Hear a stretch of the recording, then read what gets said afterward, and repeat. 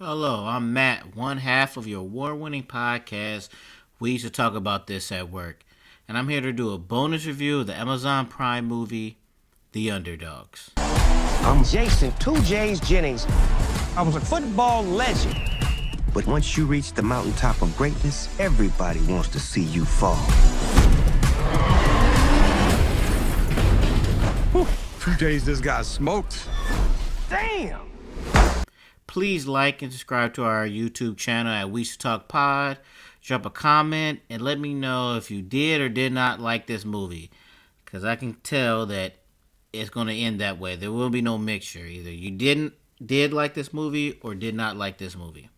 Now, The Underdogs is a sports comedy drama directed by Charles Stone III. He's best known for directing Drumline starring Nick Cannon, Mr. 3000 starring Bernie Mac, and Paid in Full starring Cameron, Wood Harris, and Mekhi Phifer. Now, this movie stars Snoop Dogg, Tiki Sumter as Cherish, Mike Epps as Kareem, George Lopez as Coach Feast, Andrew Schultz as Chip Collins. The plot reads as Jason 2J Jenkins is a washed-up ex-professional football star who hit rock bottom. When Jason is sentenced to community service, coaching an unruly Pee Wee football team, it seems there's an opportunity to turn his life around. Now, if you've watched the trailer or seen anything about it, you're thinking, oh, Snoop Dogg coaching a kid's football team. Good, wholesome family movie. Wrong. Wrong.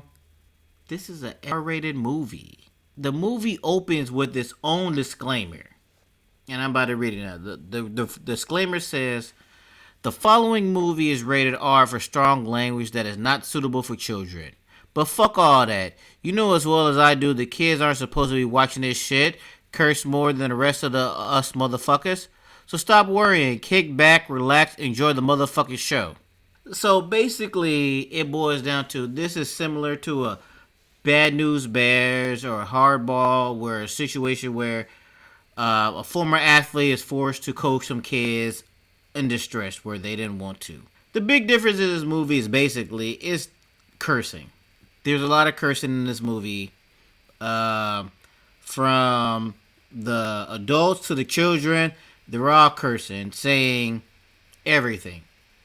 Now, I understand how this might be a turnoff to some people, especially since it's kind of packaged a little bit like it's a family movie. My son is 12, and the way I teach him, we watched this together, and we enjoyed this movie together. And afterwards, I was like, did you have a problem with this movie? He was like, no, because that's how kids are at school. So I had no problem with this. That's how kids and adults talk. Honestly, I kind of appreciate it because if you guys been listening to listen to the podcast, I've been coaching. Last year I coached football, and I wished I could have used some of these words that Snoop used while he was coaching football. Sometimes it be like that. The director said the expectation was to steer away from the PG or G-rated movies and to be funny by pushing the boundaries along with the emotional storyline.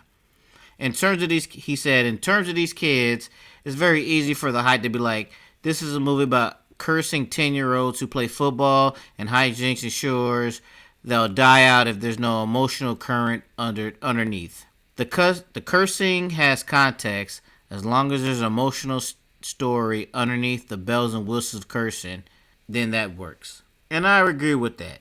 It does work.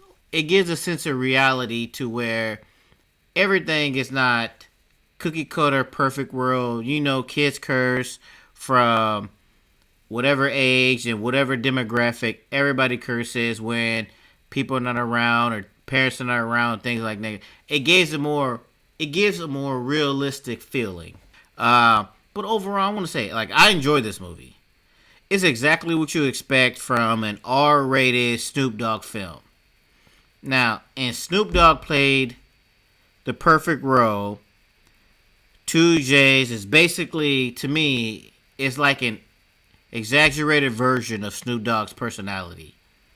Everything he says and does is exactly what you expect from Snoop. Mike Epps added all his jokes and one-liners and everything. Also, comedian Andrew Schultz is another bright spot in this. He plays JJ's nemesis. He's a coach of the Underdoggs rival. And I know his stand-up background. I used to listen to his podcast and stuff. So it wouldn't surprise me that if his lines was improvised. Like, it was on par. And even though with the cursing and the everything else, the movie does have an heartfelt thing. There's a scene to where Snoop Dogg and one of his the kids on the team, they have a conversation in his car when they talking about where one of the team kept pretending that, oh yeah, just drop me off here, I'm about to do my thing over here, blah blah blah, and whatever. But it turns out that the reason why he kept wanting to be dropped off there is because he didn't want anybody to know that he was living in a trailer park. And Snoop let him know that he used to live in a trailer park. He was able to come those odds and things like that. So you get a little bit of raunchy comedy, but also it's also a heartfelt thing in between. One thing I really, really appreciate is that the movie ends in a realistic fashion. Plenty of these underdog movies, we've seen it plenty of times. This trope is done multiple times. Is that, the underdog comes in, does their thing, and they win. Spoiler alert, they don't. And I appreciate that because in life, no matter how much you do good, how much you persevere, sometimes you just can't win. I would watch this again. If it came back on, I'll watch this again. I think everybody did their part. Comedy, heartfelt. I ain't gonna say drama because this is a trope that has been used for years. But overall, not a bad watch. It was good. I don't have no problems with that. I like Snoop Dogg and things. But once again, please like and subscribe to our YouTube channel so you don't miss when we drop these bonus reviews. Also, for our other listeners, rate and review us. 5 stars. Please give us 5 stars. Don't be a hater out here. And like always, I don't know if this is a good review. I don't know if it was a bad review. But whatever you think about it, talk about it at work. Thank you for listening.